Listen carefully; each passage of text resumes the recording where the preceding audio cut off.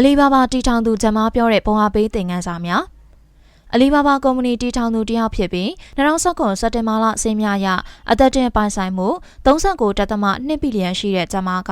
တရုတ်နိုင်ငံနဲ့အာရှတိုက်မှာပါအချမ်းသာဆုံးပုဂ္ဂိုလ်တယောက်ဖြစ်တဲ့ပြင်စူးတီထွင်စီးပွားရေးလောကရဲ့ပြရုပ်တစ်ခုလို့သတ်မှတ်ထားခြင်းခံရတဲ့သူတယောက်ပါ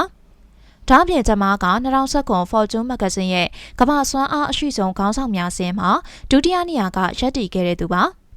ဂျမားကလူငယ်တွေကိုလည်းကြိုးကြိုးစားစားတီထွင်လောကမှုနှိုးဆော်တတ်သူစီးပွားရေးလုပ်ငန်းရှင်တူလည်းဖြစ်ပါတယ်။အောက်ခြေကနေအောင်မြင်တဲ့စုံတီထွင်လုပ်ငန်းရှင်တယောက်ဖြစ်တန်လန်းလာရတဲ့ဘဝတက်လျှောက်ဂျမားတွေးကြုံခဲ့ရတဲ့သင်ခန်းစာတွေကတော့နံပါတ်1ရှေ့ကိုကြိုတွေးထားပါကျွန်တော်တို့ဒီနေ့အောင်မြင်လာတာဒီနေ့မှကျွန်တော်တို့အစွမ်းကုန်လုပ်ခဲ့လို့မဟုတ်ပါဘူး။လွန်ခဲ့တဲ့15နှစ်လောက်ကတည်းကကျွန်တော်တို့ဒီနေ့ကိုအိမ်မက်မှတ်ခဲ့လို့ပါ။နံပါတ်2ပတ်စံဆိုတာပျော်ရွှင်မှုမဟုတ်ပါဘူး။တာဝန်ယူမှုတစ်ခုပါ။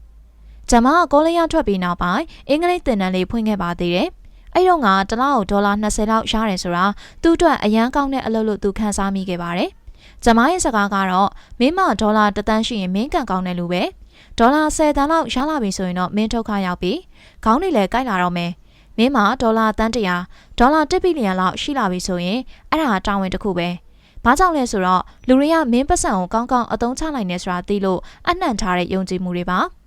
သူပြောချင်တာကပတ်စံကိုကောင်းကောင်းအသုံးချနိုင်မှကျွဲဝါလာနိုင်တယ်။ဒါအပြင်တာဝန်ယူနိုင်မှအကျိုးခံစား권ရနိုင်တာဖြစ်ပါတယ်။နံပါတ်3မမျှော်လင့်ထားတာတွေဖြစ်တတ်တာကိုမျှော်လင့်ထားပါ။ဂျမားနဲ့တော့မဆိုင်ပါဘူး။ဂျမားဖတ်ဖူးတဲ့ဆရာကြီးရွှေဦးလောင်ရဲ့စကားရှိတယ်။လောကကြီးမှာမျှော်လင့်ထားပြီးဖြစ်လာတာတွေထက်မမျှော်လင့်ထားပဲဖြစ်လာတတ်တာတွေကပိုများတဲ့အတွက်မမျှော်လင့်ထားပဲဖြစ်လာတဲ့အခါမအံ့ဩတော့ပဲမျှော်လင့်ထားပြီးဖြစ်လာတော့မှငါတို့မျှော်လင့်ထားတဲ့အတိုင်းတကယ်ဖြစ်လာပါလားလို့သာအံ့ဩနေတဲ့နဲ့ဒီလိုပဲဂျမားကလည်းဘဝဆိုတာချောကလက်ဘူးတဘူးလို့ပဲမင်းဘာတွေရလာမလဲဆိုတာဘယ်တော့မှမသိနိုင်ဘူးလို့သူကြိုက်ဆုံးရုပ်ရှင် Forrest Gump နဲ့ကစကားကိုကိုးကားပြီးပြောပူပါတယ်။နံပါတ်4အောင်မြင်မှုအတွက်ဆွေမျိုးတောင်းနေကြမလို့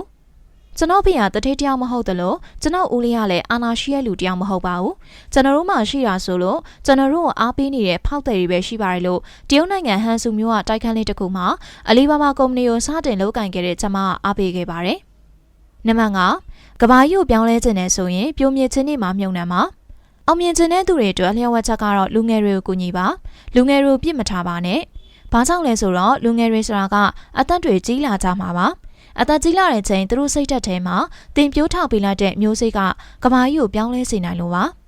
ဟုတ်ကဲ့ပါရှင်အခုလိုဗီဒီယိုလေးတွေကိုပတ်စင်နေစဉ်တင်ဆက်ပေးနေမှာဖြစ်လို့ကျမတို့ရဲ့ Matter Power Page လေးကိုလည်း Like and Follow လုပ်ထားနိုင်ပါတယ်ရှင်အားလုံးကျေးဇူးများတင်ပါတယ်ရှင်